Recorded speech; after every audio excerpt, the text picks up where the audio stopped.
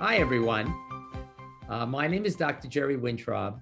I am on the committee of the North American Light Association of the International Light Association. And we're doing an interview today with Reverend Tiffany Barsotti. First, welcome, Tiffany. Thank you. It's a pleasure to be And here with you. pleasure is all mine, or maybe not, but we'll see. Anyway, um, so I have a little bio that I'd like to read about Tiffany. So give me a moment. So Reverend Tiffany Barsotti has a master's in theology. She's a PhD candidate and is an internationally renowned medical intuitive, spiritual healer, clinician, and researcher of subtle energy and biofield therapies. Tiffany's published in prominent integrative medicine journals and books on topics of integrative medicine, consciousness studies, and the human biofield, sharing co-authorship with clinicians and scientists from academic institutions around the United States. She's presented her work at numerous venues, including the annual Science of Consciousness Conference, the Academy of Integrative Health and Medicine Conference, and the Chopra Center for Wellbeing. Tiffany is a favorite on Gaia TV. She's been featured on the Shift Network Science of Healing Summit and is a visiting scholar at the University of California, San Diego's School of Medicine. She and her scientist husband, Dr. Paul Mills, live in the mountains of Western North Carolina and are partners in Heal and Thrive. Together with their knowledge, skills, and wisdom, they are remarrying science and spirituality. They are helping people move into the future with conscious technology and personal self-integration life skills. Well, all I can say is we should all have bios like that. I didn't write that. You may not have written it, but it's great. I wish maybe what I'll do is I'll take your name off and I'll put my name on. Well, I gotta help out. But anyway, with your life experience is rich, so rich. Can you just give us a synopsis of like how did you get here? How did you weave all that together? Yeah, thank you for that. And I think this is amazing also, Jerry, that you and I are on doing this on the December solstice, our winter solstice. And and it's actually we're the light, you're representing the Light Association. We're talking about measuring light. We're talking about light beings of that which we are. And it's the darkest day of the year. I think I think, but really, what it's also about is kind of cultivating our own inner light, right? That's what the Right, winter absolutely. season brings out, at least in my desire. Sometimes it's a little busier than I want it to be, but I just find that's fascinating. So both of us representing light, and then here we are on the darkest day. So Well, at least we'll bring a little light into everything. But absolutely, I certainly hope so. So I'm grateful for the chance to speak with you today and to connect with all the people that are going to be seeing this. And um, I did not come to this journey easily. I was a reluctant healer. I was reluctant in all these capacities to sort of be the bridge maker. Uh, I was born with the clairs. I didn't know it until I was about between 5 and 7. Clairvoyance, clairaudience, clairsentience, claircognizance, and when I got angry, I could move shit. And so that's probably I don't do that anymore. And I actually willed it away because I was one of these kids that had prophetic dreams, and I didn't understand what my role in all of that was, and I felt like I was causing it. Kids always think everything revolves around them, right? So Mhm. it took a what I call the spiritual 2x4 of living across the street from Ground Zero in New York at the time when the buildings were taken apart. So it wasn't when they first fell. I'm grateful for not being in the midst of that mayhem, but I was in a different mayhem because there was a bit of a pause where the cleanup didn't happen for a while. So I had moved back to the city, living across the street. My view from the 11th floor was the rent was cheap because you could, that was your view. That was what you were dealing with, is all of that shenanigans that was going on. So I got super sick. And what was happening for me is that I wasn't prepared for what was happening psychically, spiritually, energetically, physically. I just had no preparation for that kind of overtaking of my physical systems. But what it ended up being, after being on 2 years or more of the medical merry-go-round where nobody was giving me answers, I ended up going to see a medical intuitive. Now, I had done some of my own studies of Carolyn Mace and Norm Shealy and knew a lot about the science of medical intuition and what they were doing. Been very much, what are those people called? Autodidactic, where I'm just like a self-learner. And so I just kind of jumped in. So I went to go see a medical intuitive, and she comes out of her state saying, "Hey, you got 3 days to make up your mind. You're supposed to be doing what I'm doing." And I was like, "Ah, no, won't do it. Don't want anything to do with this." So I really just had incredible resistance. Never wanted to be in this assignment, really. But I'm grateful I am now. Wow, what a beautiful story. You know, when we spoke, you talked to we spoke ahead of time. I just want you to know that I did some preparation to this thing. But we spoke and you mentioned the Biowell. Um, so can you talk a little about it? I know you're very involved in that work. Yeah, the Biowell is a device for measurement. And what it's measuring is biophotonic light. The fact it's taking advantage of the fact that we are light beings. And it's a device for the 21st century that it's Carillion photography for the 21st century, really. So what it's doing is with the fingertips that end at, sorry, the meridians that end at the fingertips, what's happening is that there's a small perturbation that happens with a charge that goes through on the electrode. It's a very small device. Actually, it's right there in my background. And so when the finger goes in, this activity, this perturbation happens, and then the software, it's a special camera. Called a CCD camera, stands for charge coupled device. What it's doing is taking thousands of pictures per millisecond, and it gets layered. So what looks like the aura isn't really the aura, but what we're getting is a map to the organ systems based on the Sujok Korean hand system and the principles of five element theory with TCM, and even some of the Taoist, the classical, also fits in with this as well, and the Jingwell points. So it's measuring light and how we essentially manage stress and energy. And So there's just, go ahead. no, go ahead. Go ahead. The thing that I want to say is that there are other devices that measure light. Like when I worked in a lab at SciTech in California for many years, in a Faraday cage, we would, which is a shielded room, meaning, and we also shielded for 60 hertz. So what that means is that no other light, it's pitch black in there, and you can use a photomultiplier. And that's Fritjof Pop's work about when we are super stressed, we leak light. And we don't want to leak light. We want to keep our light as a container, and that's a different kind of device, not so easy to operate. Very a lot more statistics involved and many other facilities that need to make that possible. So this is a little bit of a different. Biowell makes it easier.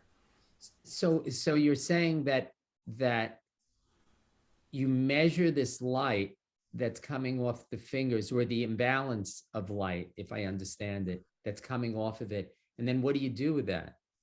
Where does that? I'm going to break it down for the audience. Like where do, when you now know that there are these imbalances of light coming off, what do you do with that information?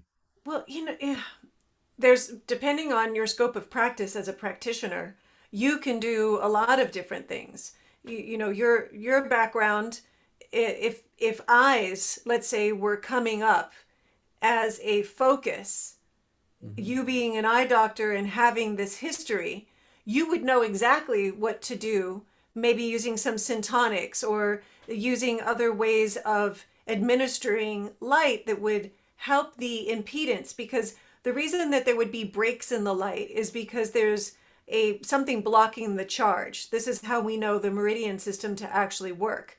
We're also carrying electrical charges throughout our body, right?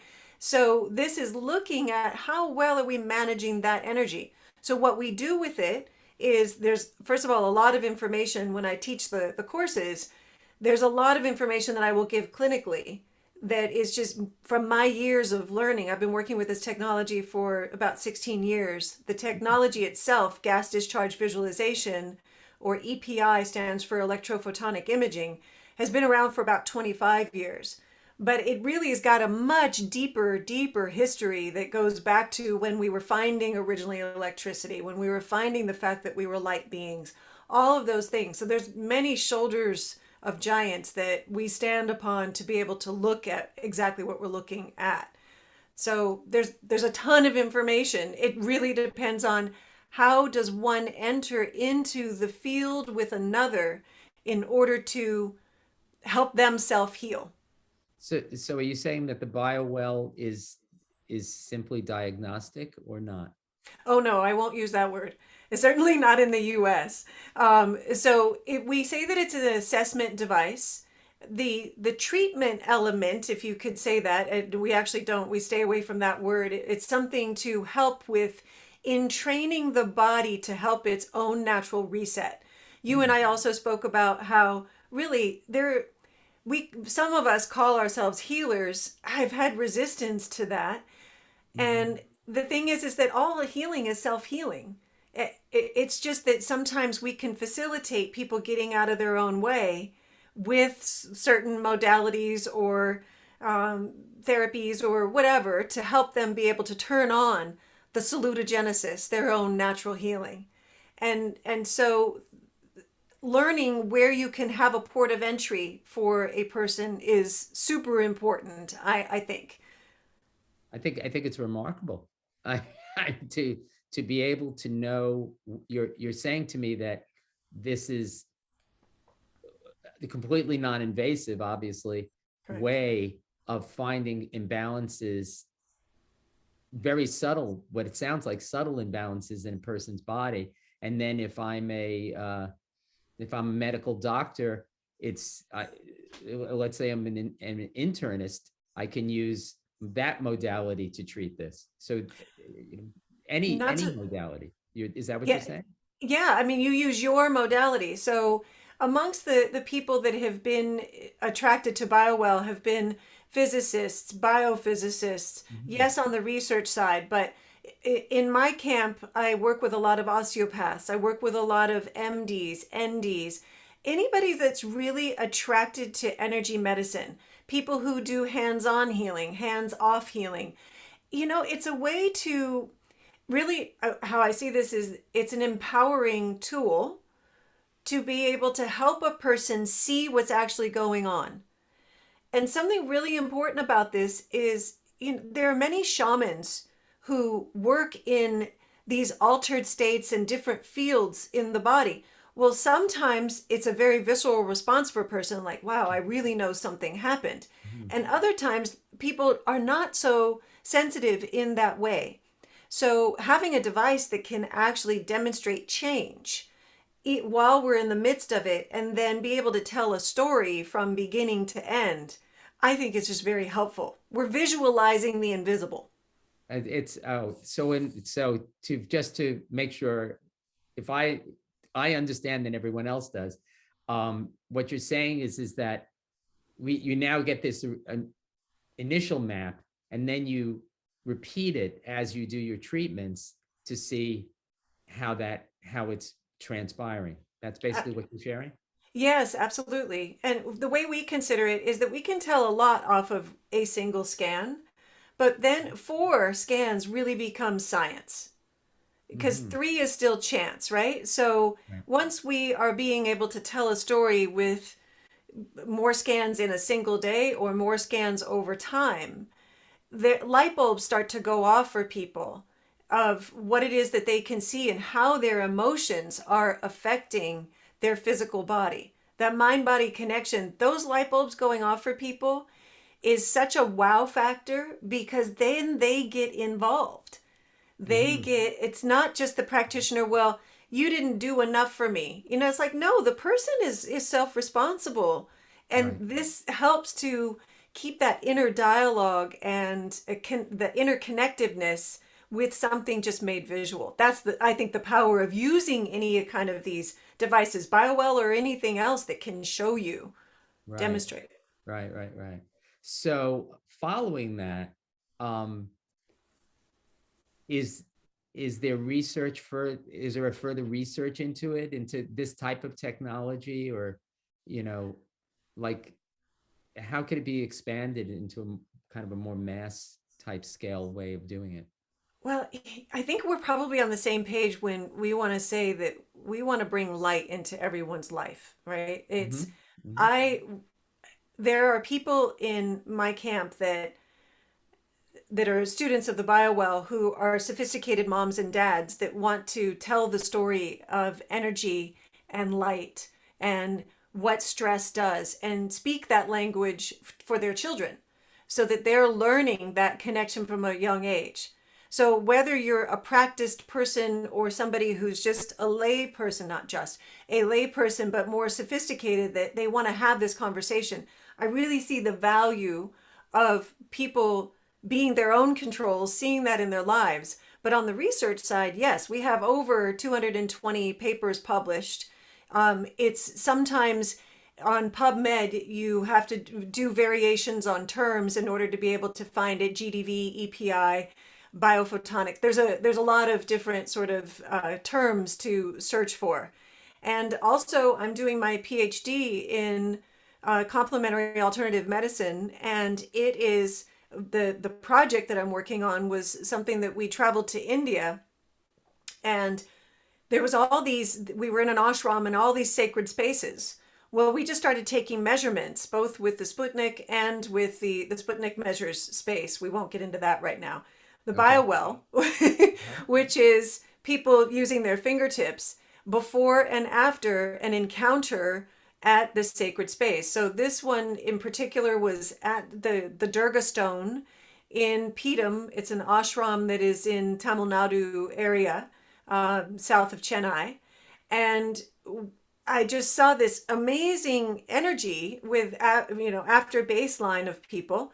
So essentially, the title of my work is the effect of sacred space on the human biofield, because what I saw was profound. That was, yes, it's high energy being in an ashram, but when you're having an experience in the midst of something that is a stone or a ceremony, it can do things that really set off a person's energy. And to measure that was super cool. So I'm in the midst of telling the data story right now. So more to come. Wow, I have to say that, you know, I don't think I realized the connection when we talked about this, and I knew a little about the Biowell before from uh, our friend Vanessa Cisneros, Yeah. but I didn't realize the impact that we could use this with lay people, and that I think I thought that it was only with practitioners. So that is, I mean, God, that's the possibilities are endless. That you don't have to be a practitioner to No. understand this. Like who comes to your workshops? Do is it a mix of professionals and lay people? Yeah, exactly that. But like I was mentioning, moms and dads that really want to tell that story to their children Hmm. of how important and how their mind affects their body. For a kid to get that at such a young age, gosh, what a gift.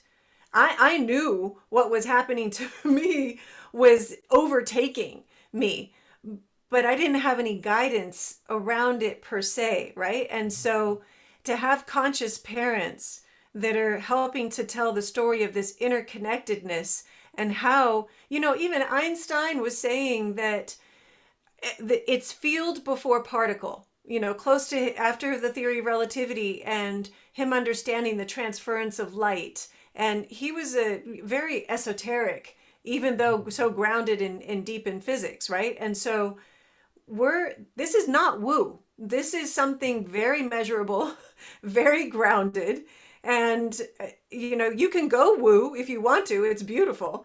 But there's also a lot of groundedness to it. It's math and science and numbers and fractality, and all of those kind of quantitative values are built in. So those that want to go deep into the backbones and the physics of it all, it's an open kimono to have that conversation. So it's the gamut has been from sophisticated parents, I will call them, to researching physicians, neurologists. I mean, honestly, so many walks of life within the medical community.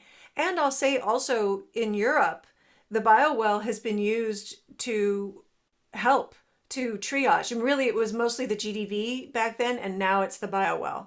So it's used in hospitals much more openly than here in the US.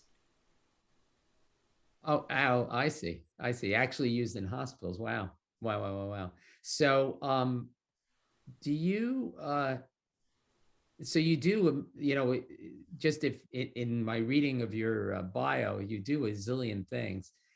Do you use the biowell as your central focus, or do you use other modalities? I mean, this interview is about the biowell, but it's also about you. So, uh, Yeah, thank you. I really see it being more about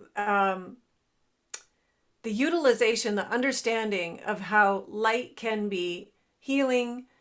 There's a mechanism for light exchange, and that I just love what your whole organization is doing in the world, and where more of us can come together as clinicians, as researchers, as lay people, to be able to inform our innate intelligence, to be reminded that we are these light beings, and information gets carried on packets of light. That's a biophoton. And mhm. so this is, Albert Szent-Györgyi, he won the Nobel Prize in medicine for finding or discovering vitamin C, the ascorbic acid. And he was like a polymath in science. He did so many vast arrays of science within his studies, and he showed how really what he thought to believe before he died was that the communication was to the mitochondria. So you can use light, and I think this is why light therapies work. Mhm. You can use them in order to transcend whatever may be going on, help open, whether it's capillaries or meridians or just vessels or whatever needs to be opened, or help to mitigate. I can't speak to the shutting down, but it's more about opening flow is really Mhm. what we want to get to. So yes, I think that, really the practitioner of the future, Jerry, is are people that are going to be embracing technology in one way, shape, or form or another. We just have to find, it's not going anywhere. It's getting more and more sophisticated. People want to see what's Right. going on. So I think that's a real empowerment, and where practitioners can really advance themselves. And yes, to integrate their skills with other things, because you mentioned in my bio how there are other aspects of what I do. And my husband and I are now really merging the science and spirituality in people understanding their subconscious selves, finding an inner harmony. And what does it mean to be integrated? So Right. there's a lot of work to do in that regard. And do you work with BioWell itself? Do you, I don't know, do you teach it? What do you how are you involved with it?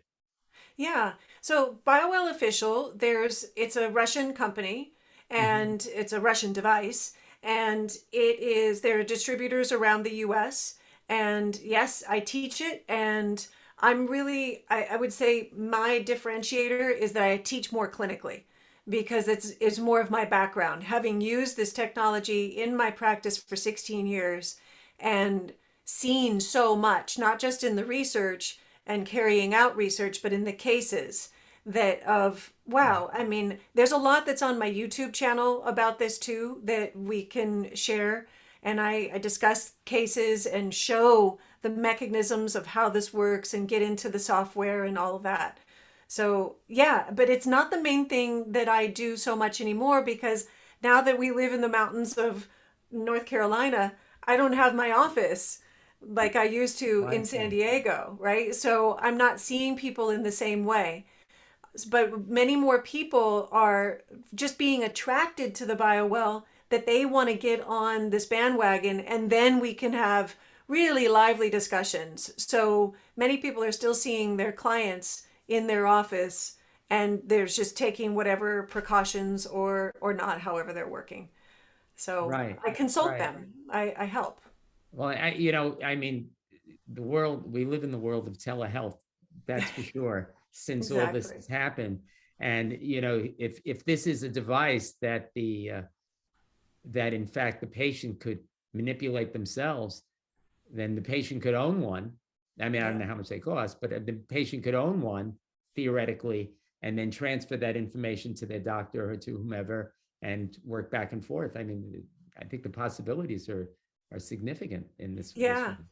Yeah, thank you for bringing that up. There is actually on the table, but the R&D, the research and development got a little delayed because of all this COVID stuff, the supply chain and all of these kinds of things.